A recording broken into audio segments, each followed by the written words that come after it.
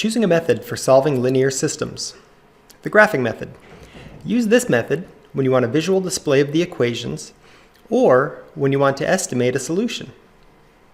An example. The graph below shows that Darius and Tyler leave for school on their bikes at different times.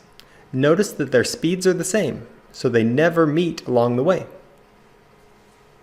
The substitution method. Use this method when a variable is already isolated in an equation, or when it's easy to solve for one of the variables. For example, the system 5x plus 4y equals 9, and y equals 2x minus 1. The elimination method. Use this method when the coefficients of one variable are the same or opposites, or when it is not convenient to use graphing or substitution. For example, the system 6x plus 4y equals 42 and negative 5x plus 3y equals negative 6. The values of y on the red line represent dollars spent on expenses. The values of y on the blue line represent dollars received as income. So y is used to represent both expenses and income. This diagram illustrates several vocabulary words from this lesson. First, as mentioned above, the blue line represents income, the red line represents expenses, the point of intersection, or the solution of this system, represents the break-even point.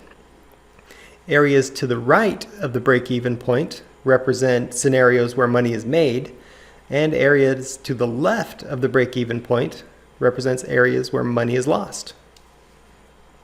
Problem 1. Finding a break-even point. Business. A fashion designer makes and sells hats. The material for each hat costs $5.50. The hats sell for $12.50 each. The designer spends $1,400 on advertising. How many hats must the designer sell to break even? Step 1. Write a system of equations. Let x equal the number of hats sold, and let y equal the number of dollars of expense or income. Well, note expense, y equals 5.5x plus 1,400. Income, y equals 12.5 times x. Step 2. Choose a method. Use substitution since both equations are solved for y.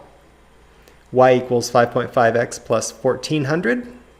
12.5x. Using the substitution method to substitute 12.5x in for y equals 5.5x plus 1,400. And now we've established an equation with only one variable, x's. Solving, we find that x equals 200. Since x is the number of hats, the designer must sell 200 hats to break even. In real-world situations, you need to consider the constraints described in the problem in order to write equations. Once you have solved an equation, you need to consider the viability of the solution. For example, a solution that has a negative number of hours, or in this case hats, is not a viable solution. Your turn. A puzzle expert wrote a new Sudoku puzzle book. His initial costs are $864. Binding and packaging each book costs 80 cents. The price of the book is $2. How many copies must be sold to break even?